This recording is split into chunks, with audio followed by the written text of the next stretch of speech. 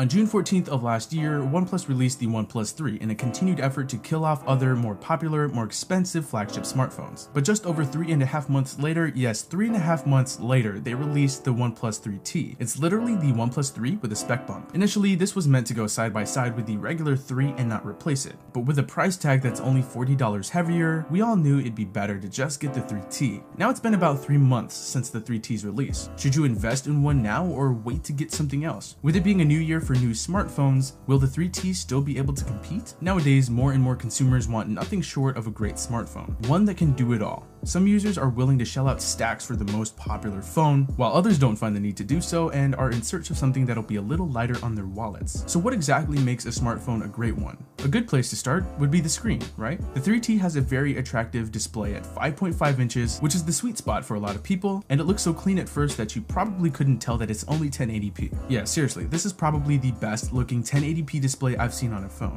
I guess you could say that its saving grace is the fact that it's also AMOLED, so colors are bright, vibrant, and punchy, and you get those awesome deep dark blacks. So with the combination of 1080p and AMOLED, know that this can help save you some battery life, and trust me, it does. So good screen?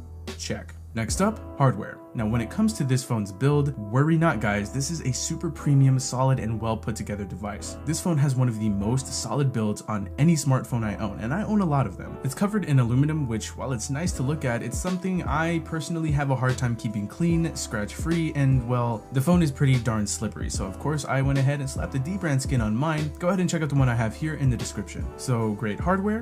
Check. Now what about features? Because that's important too, right? Well, the 3T is the closest you'll get to a Nexus or a Pixel in terms of software features. As for hardware features, I find it sad that the headphone jack is now seen as a welcome addition as opposed to it being there normally. There's a blazing fast fingerprint reader, which is among the fastest I've ever tried, and it has a notification slider. Now this, at least in my opinion, is a pretty underrated feature, and I'd kind of like to see this on other phones. It's not a deal maker or breaker, however, it's just a nice thing to have. But getting back into the software though, the best way I can explain what they're calling Oxygen OS would be stock Android with a touch of extra yet welcome customization options. From being able to change accent colors throughout the OS, switch in between software and hardware navigation keys depending on your preference, to its complete suite of gestures that make using the phone that much more enjoyable. So while the 3T and Oxygen OS may not support as many features as you'll find on say something like Samsung's or LG's skins, it still has a tad bit more to offer than pure stock Android. It's very comparable to HTC Sense feature-wise. Now this also ties into user experience where nothing much needs to be said other than it's fantastic. You talk about phones being fast like the iPhone 7 or Huawei Mate 9 for example, this phone is not only fast, it's flippin' quick. And yes, there's a difference. This phone is so snappy, it's not even funny. It flies. There's pretty much no lag and everything moves nicely in rhythm. And tack on the fact that my 3T got its Nougat update just a little while ago, which includes custom DPI support, multi-window capabilities, double tap to go back to your previously opened application, and more. But one of the things that can make or break a smartphone, especially nowadays,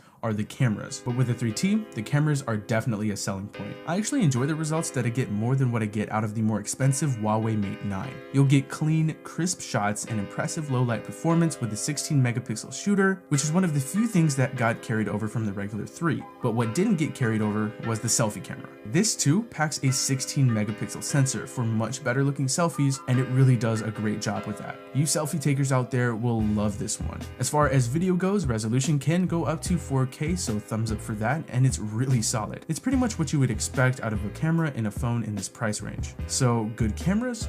Check. But now that we're on the subject of differences between the 3 and the 3T, what exactly constitutes the T in 3T and the extra $40 cost? Well, for starters, the 3T comes in a 128GB variant. It has the newer, more efficient Snapdragon 821 chip over the 3's 820 chip. It's got that upgraded 16 megapixel selfie camera as we talked about before, and a slightly larger 3400 mAh battery, which by the way provides more than enough juice to get through a day's use. The 3T is a battery sipper and I love it. And aside from a slight body color difference, the phone is exactly the same.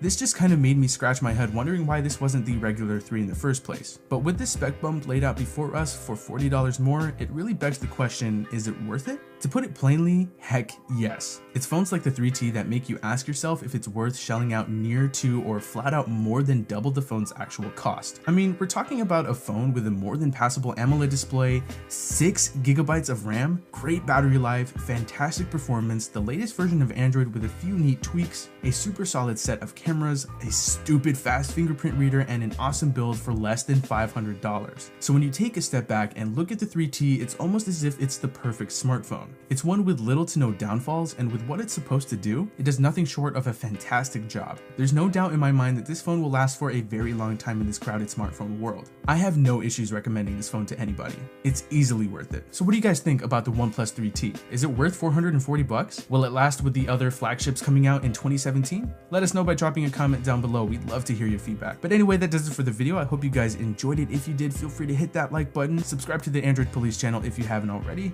That does it for me. I'll talk to you guys in the next one, and thanks for watching.